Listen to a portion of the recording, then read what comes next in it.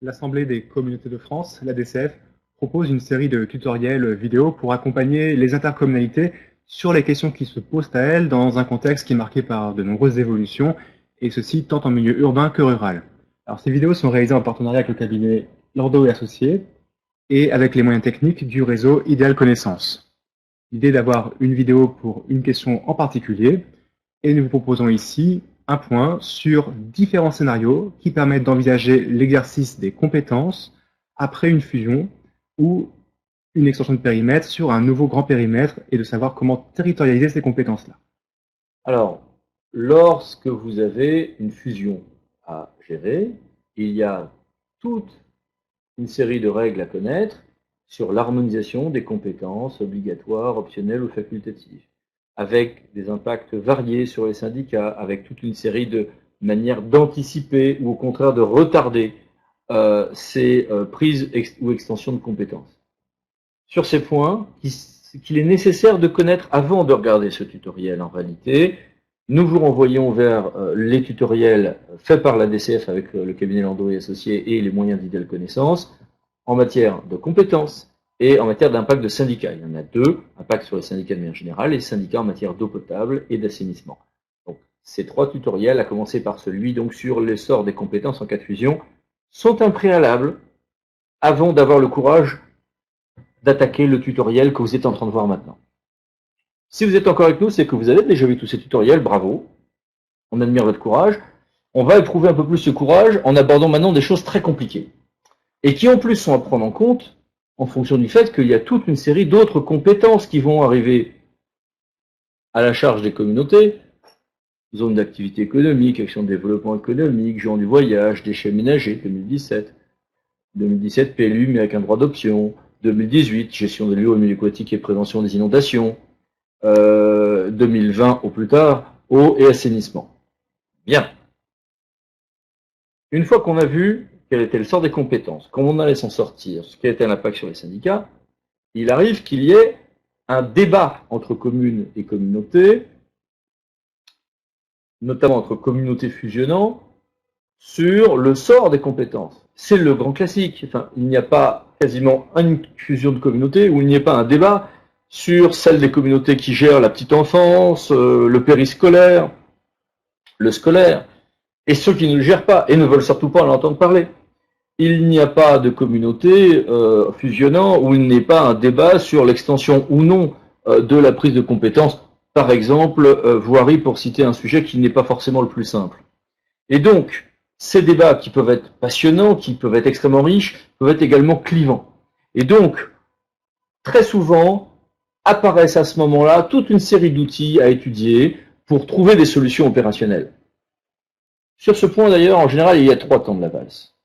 Au premier temps de la valse, les gens nous disent « Pitié, on veut des solutions simples et opérationnelles ».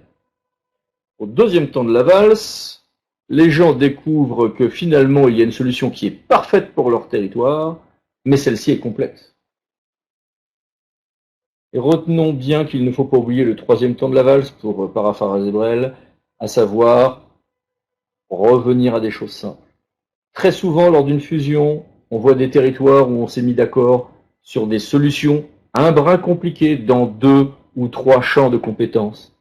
Et très souvent, il est utile de ne garder la solution compliquée que dans le domaine ou les 2 petits domaines où vraiment, sinon, on a des risques qu'il y ait des gagnants et des perdants ou que l'on se fâche. Mais voyons d'abord ces solutions, non pas dans toute leur complexité, mais au moins dans leur diversité, et vous le verrez, la matière ne manque pas de complexité. Et alors, pour vous les présenter, nous allons prendre en compte le degré d'implication de la communauté dans l'exercice futur des compétences pour savoir quels sont les différents outils qui s'offrent à nous. Nous allons commencer par un degré d'implication assez faible de la communauté. Généralement, la compétence est restituée aux communes, par exemple, après une fusion. On a des outils qui permettent d'ajuster cette restitution pour éviter qu'elle soit trop abrupte. Et puis, nous irons de bas vers le haut, vers une implication de plus en plus forte de la communauté qui ira jusqu'à prendre en charge la compétence, pourquoi pas définie de façon territorialisée. Alors pour commencer, différents outils s'offrent à nous si la compétence doit être restituée, alors notamment après une fusion, aux communes membres de la communauté issue de la fusion. Les communes se voient donc restituer une compétence que parfois elles n'ont pas vraiment exercé elles-mêmes, hein. C'est des compétences qui ont pu être développées par la communauté avant la fusion, et il doit se trouver des outils pour permettre une continuité du service. La solution classique, traditionnelle, est celle de créer un syndicat de communes en regroupant donc les communes qui se voient restituer la compétence qu'elles avaient auparavant transférée à leur communauté. Cet outil a l'avantage de présenter une certaine sécurité juridique car il est connu. Il va néanmoins un peu à contre-courant de la réforme territoriale. Il faut d'ailleurs que la création d'un syndicat ne aille pas à l'encontre du SDCI du département dans lequel on se situe, hormis une exception pour les syndicats à vocation scolaire et sociale, pour laquelle la création n'est soumise à aucune condition de la sorte, en raison du caractère un peu compliqué de la gestion de cette compétence-là. Un autre inconvénient est qu'il s'agit là d'une nouvelle structure qu'il faut donc gérer en tant que telle. Une alternative à la création d'un syndicat de communes est la possibilité assez récente, permise par la loi NOTRe, que plusieurs communes membres de la même communauté passent entre elles une convention de service unifié. C'est donc un service qui va être géré à plusieurs communes par voie conventionnelle sans que la communauté ne soit impliquée. La condition à cela est que ces services unifiés portent sur une compétence des communes ou sur un service instructeur. Et deuxième condition, il faut que le schéma de mutualisation de la communauté le prévoie explicitement, pour des raisons de cohérence entre ce qui est mutualisé au niveau des communes et ce qui est mutualisé au niveau de la communauté. L'avantage est qu'il s'agit là d'un rapport conventionnel. Par exemple, les communes vont désigner une des co-contractantes qui est la mieux à même à porter le service, les autres venant la rembourser. Une autre solution, si on regarde ce diagramme comme les pages suivantes de bas en haut, est d'envisager la création d'une entente. L'entente est un régime qui a sa souplesse puisqu'il n'y a pas de création à proprement parler d'une personne morale, mais qui a sa part de lourdeur puisque globalement les décisions de l'entente doivent être entérinées par chacun des membres de l'entente. Donc il y a un petit jeu de je te tiens, tu me tiens par la barbichette qui fait que le premier qui bloque peut bloquer tout le monde. Donc faire une entente dans un domaine qui sera toujours consensuel, pour lequel il n'y aura pas besoin de se mettre d'accord pour un investissement par exemple, fort bien. Dans d'autres domaines, non. Je vais prendre un exemple classique. Faire une entente pour des réservoirs à eau pour la neige artificielle dans les stations de ski est un grand classique, mais on n'y met jamais les domaines où il peut y avoir plus de tension, comme les canaux en neige. À côté de l'entente, d'autres systèmes existent qui ressemblent plus aux syndicats en matière sociale, les groupements de coordination sociale et médico-sociale, certains groupements d'intérêt public, on peut penser à la culture, on peut faire aussi un GIP culture ou un EPCC, direction publique de coopération culturelle, bref, beaucoup d'autres outils existent. Un autre outil qui était évoqué tout à l'heure était la société publique locale, que l'on peut faire pour les services publics industriels et commerciaux et d'autres activités d'intérêt général. Pour certains services publics administratifs, la question est un peu plus débattue, et qui est une société. Oui, mais attention, il y a des cas où ça entraîne un changement pour le personnel de statut, où ça peut entraîner un changement de politique d'amortissement et donc de bénéfices pour la structure. Ça peut entraîner dans certains cas un surcoût de TVA de ce qui devient une prestation assujettie à TVA que l'on récupère parfois. Parfois non, ça dépend des cas. Donc c'est une solution qui est à envisager au cas par cas, qui est assez classique. Par exemple, pour certaines compétences, par exemple touristiques ou pour des domaines d'aménagement qui avant étaient faits par les communautés, mais qui n'est pas une solution tout-terrain. Retenons aussi que les outils du droit commun permettent un grand nombre de solutions.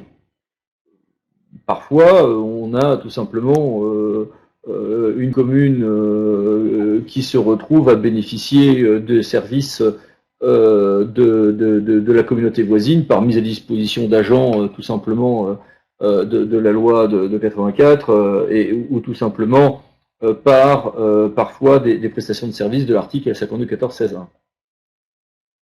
Et puis il y a le droit commun financier qui peut se combiner avec les conventions. Prenons un exemple.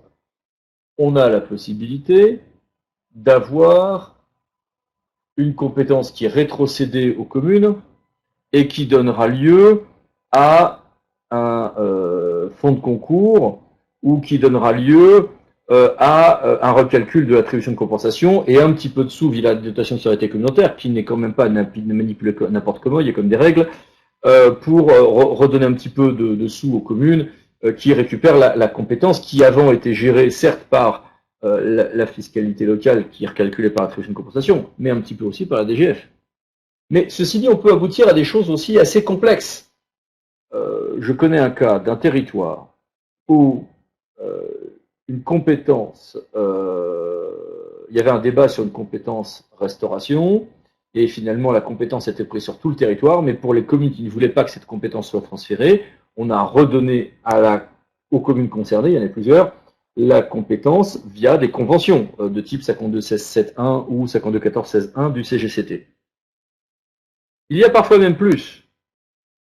Je connais un territoire où toute une compétence périscolaire a été prise, sauf sur la ville-centre. Et sur la ville-centre, on a redonné la convention, par convention à la ville-centre la gestion de cette compétence, mais en lui donnant, par un concours, ce qui est la dynamique de la dépense par enfant que cela coûte sur le reste du territoire, pour assurer une vraie neutralité financière. Évidemment, si on rentre dans ce genre de considération pour chaque compétence, on bâtit des usines à gaz. Mais sur un sujet ou deux, lors d'une fusion, on est parfois très content de trouver ces solutions pour débloquer des situations qui, sinon, risquent de se durcir dans les relations entre territoires. Et puis, bien d'autres solutions existent encore. Notamment avec une implication plus forte de la communauté, avec un outil un peu intermédiaire qui est celui des conventions de gestion de certains services ou de prestations. Quand on dit intermédiaire, c'est-à-dire qu'il peut être aussi bien dans un sens que dans l'autre. Hein. Aussi bien la communauté peut s'engager à aider des communes qui ont récupéré des compétences, que les communes peuvent s'engager à aider une communauté en contrepartie de la génération de la compétence au niveau intercommunal après une fusion par exemple. Ce sont des outils très courants, habituels, qui ont l'avantage d'une grande souplesse, avec une contrepartie qui est celle qu'il faut créer un budget annexe pour retracer les opérations lorsque la prestation est assurée par la communauté. À une échelle un peu plus intégrée, la convention d'ailleurs peut être une première étape vers cette deuxième échelle, c'est celle des services mutualisés et des moyens mis en commun entre la communauté et ses communes membres, avec notamment l'outil du service commun, qui est une façon de ne pas avoir à généraliser une compétence au niveau intercommunal, mais à aider les communes membres sur une compétence restituée. Les services communs ont vocation à être portés par la communauté, peuvent être aussi par les communes, ils ont vocation à être portés par la communauté en dehors des compétences transférées à celle-ci. Il peut donc être créé un service commun qui vienne en appui sur une compétence devenue communale. Des moyens peuvent être également mis en commun, ils sont acquis par la communauté qui ensuite les met à disposition. L'avantage de ces différents outils de services mutualisés est qu'ils ont une géométrie variable qui permet d'adapter leur recours à différentes situations. Il faut néanmoins avoir à l'esprit que certains services mutualisés, dès lors qu'ils supposent des transferts de personnel, engagent une procédure de constitution parfois un peu longue qu'il faut avoir à l'esprit à ce moment de travail sur les compétences. Nombre de territoires, d'ailleurs, font des services communs à l'échelle des anciennes communautés avec une gouvernance propre à l'échelle de chaque communauté pour garder une certaine proximité. D'ailleurs, pour rester par exemple sur le scolaire, il arrive parfois que des conventions de mutualisation par service commun soient faites territorialement, ce qui d'ailleurs accessoirement permet de définir que ça reste bien la commune qui siège dans le conseil d'école, ce qui est souvent considéré comme une ligne rouge à ne pas dépasser pour certains types d'intercommunalisation dans certains territoires. Autre remarque, dans le domaine scolaire, l'État avant acceptait, bien que ce soit un domaine où il n'y a pas de définition de l'intérêt communautaire, qu'il y ait des listes d'établissements dans les compétences facultatives, dans les statuts. L'État l'a ensuite refusé, l'État l'accepte plutôt de nouveau par les temps qui courent, ce qui parfois suffit par une solution qui pour le coup est assez simple, qui entraîne un différentiel de dépenses par territoire, mais qui se neutralise aujourd'hui par l'attribution de compensation et qui souvent est de peu d'impact sur le moyen terme, peut suffire à donner des solutions simples, plus simples que celles que nous venons d'évoquer pour certains types de compétences pourtant ô combien sensible. Tout ceci nécessite beaucoup de travail. Ça nécessite aussi un pilotage subtil. On voit bien que dans ces domaines-là, si la question apparaît en groupe de travail, en comité de pilotage ou en comité technique de fusion, que de savoir ce qu'on va faire, par exemple, d'une compétence aussi sensible que le périscolaire ou la petite enfance, puisque c'est les deux sujets que l'on voit le plus souvent être très tendus dans ces domaines, notamment quand un territoire périurbain va se marier avec un territoire très urbain ou au contraire très rural. On a dans ces domaines-là besoin de se garder un certain temps. On a tous plus ou moins un raisonnement d'escalier et on a parfois tendance à se donner le temps d'appréhender les différentes solutions, puis de les choisir ensemble, d'affiner certains scénarios, d'en rejeter d'autres de manière très pragmatique et très progressive, et non pas chacun venant avec son scénario comme étant le seul acceptable à imposer aux autres. Sinon, on va dans le mur.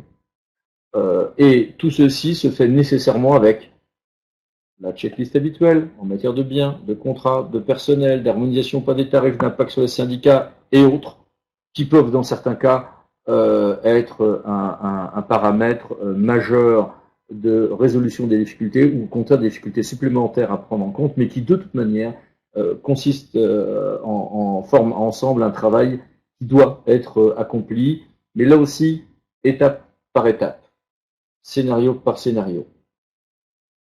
Tout ceci nécessite d'acquérir un grand nombre de compétences. Vous le savez, sinon vous ne seriez pas en train de regarder ce tutoriel. Eh bien, on a une bonne nouvelle pour vous. À côté de ce tutoriel, il y en a d'autres. Et d'autres sur cette thématique un peu imbriquée d'évolution institutionnelle et de compétences. Donc, un tutoriel sur les compétences lors d'une fusion de communautés en application de la loi NOTRe, voir quelles sont la suite de la gestion de ces compétences dont on hérite. Un tutoriel sur l'impact des évolutions de périmètre sur les syndicats, qu'il s'agit de syndicats d'eau et d'assainissement ou des syndicats en général, les règles étant différentes dans l'un ou dans l'autre des cas.